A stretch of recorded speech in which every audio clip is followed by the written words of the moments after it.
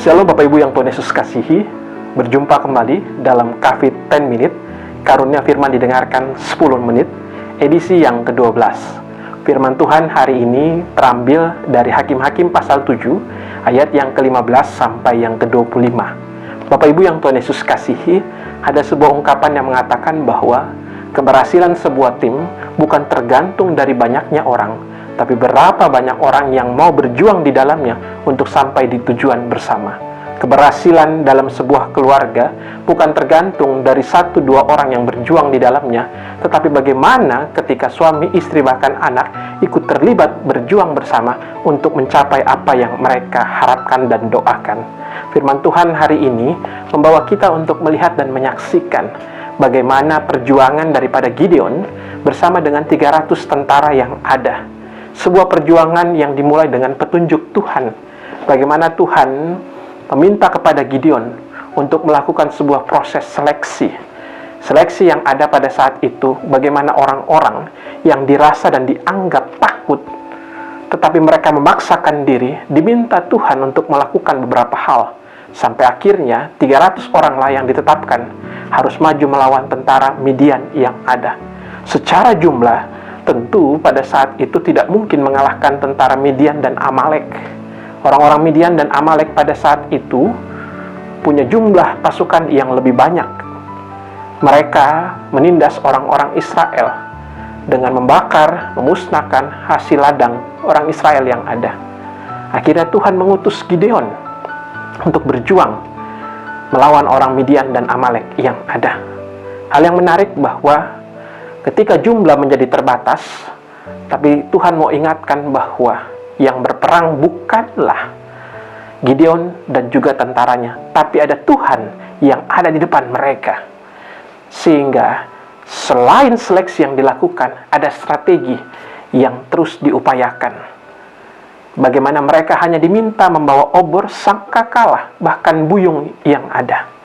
Strategi ini dilakukan bagaimana mereka berperang atau maju secara diam-diam malam-malam pada saat itu mengepung kemah orang Midian yang ada.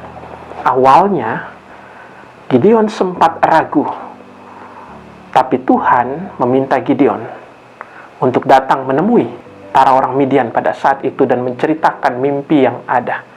Dan disinilah semangat optimisme Gideon, dan dia menyerukan kepada 300 tentara yang ada. Mereka maju dengan penuh keyakinan bahwa akan mengalahkan tentara yang ada. Dan terbukti pada saat itu, ketika mereka menyerukan seruan yang ada, dan mereka bekerja sama, yang terjadi tentara Midian dan Amalek pada saat itu lari.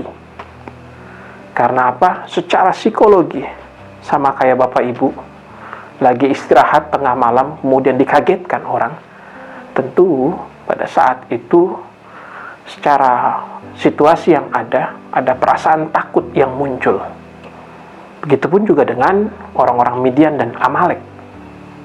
Sehingga yang terjadi adalah Gideon bersama dengan 300 tentara yang ada sempat menawan Raja Midian, yakni Oreb dan Zeeb.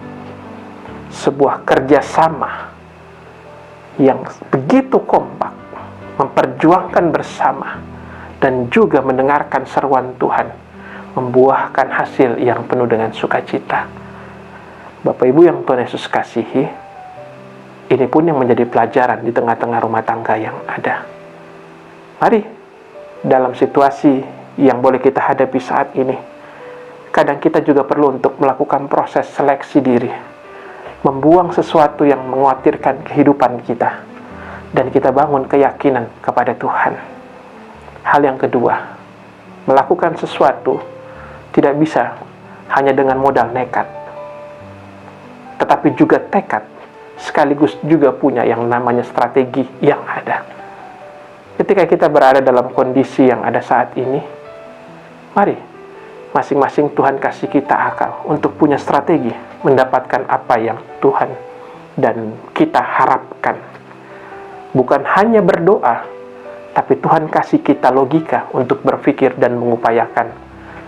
Dan yang ketiga, mari kita juga meminta seluruh kehidupan dan apa yang kita kerjakan, menyerahkannya ke dalam tangan pengasihan Tuhan. Tidak mungkin saya dan kita mampu untuk mendapatkan yang mustahil bagi manusia, tetapi itu sangat kecil bagi Tuhan, karena kita tidak berjuang sendiri. Kita punya Tuhan yang mau bersama dengan kita, asal kita benar-benar mau diarahkan Tuhan, tidak seenaknya dan sesuka hati kita, tapi kita mau meminta pertolongan Tuhan yang menuntun hidup ini. Amin.